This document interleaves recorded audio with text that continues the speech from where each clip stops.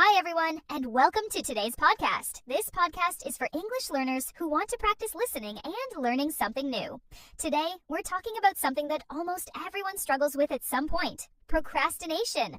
You know that feeling when you have something important to do, but instead, you scroll through your phone, watch another episode of a show, or suddenly decide it's the perfect time to clean your room? That's procrastination. But why do we do it, and how can we stop? Let's find out. What is procrastination? Procrastination is when we delay or avoid doing something, even though we know it's important. Maybe you need to study for an exam, write an email, or finish a project. But instead, you tell yourself, I'll do it later. Hours pass, maybe even days, and suddenly you're rushing to finish at the last minute. Sound familiar? You're not alone. Everyone procrastinates sometimes, even successful people. But the question is, why? Why do we procrastinate? It turns out that procrastination isn't just about being lazy. It's actually connected to how our brains work. Scientists say that when we procrastinate, we are in a battle between two parts of our brain, the rational part and the emotional part.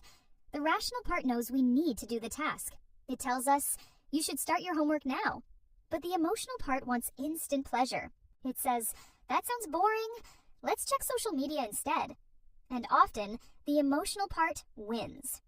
Procrastination is also linked to fear. Sometimes, we avoid tasks because we're afraid they will be difficult, stressful, or even boring. Our brain wants to escape discomfort, so we find distractions instead. What are the most common distractions? Distractions are everywhere, and in today's world, it's easier than ever to procrastinate. One of the biggest distractions is social media. You pick up your phone to check one message, and suddenly 30 minutes have passed. Another common distraction is watching videos or movies. You tell yourself, just one episode, but then it turns into 5. Some people even procrastinate by doing something that feels productive, like cleaning their room or organizing their desk, just to avoid their actual work. Even though these activities seem fun at the moment, they actually make us feel worse later because the work is still there, waiting for us. How can we stop procrastinating? The good news is that you can fight procrastination. The first step is to start small. If a task feels too big, break it into smaller steps. Instead of saying, I have to write a report, just say, I will write the first sentence. Once you begin, it's easier to keep going. Another trick is the 5-minute rule. Tell yourself, I'll do this for just 5 minutes. Most of the time, you'll continue working longer because the hardest part was getting started. Removing distractions is also important. Put your phone in another room, turn off notifications, and create a quiet space for working. The fewer distractions, the easier it is to focus. Rewarding yourself can make tasks more enjoyable. If you finish a task, give yourself a break, a snack, or an episode of your favorite show. When you have something to look forward to, work feels easier. Some people also like using a timer. Work for 25 minutes, then take a 5-minute break. This method, called the Pomodoro technique, helps you stay focused without feeling overwhelmed. Does procrastination ever help? Believe it or not, sometimes procrastination can be useful. Some people work better under pressure, and a little bit of stress can increase creativity and focus. However, this only works if you have a deadline. If you procrastinate too much, it can cause stress and lower the quality of your work.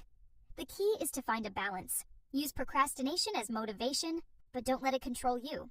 Everyone works differently, so it's important to find what methods work best for you. Before we finish, here's a challenge for you. Think about something you've been procrastinating on.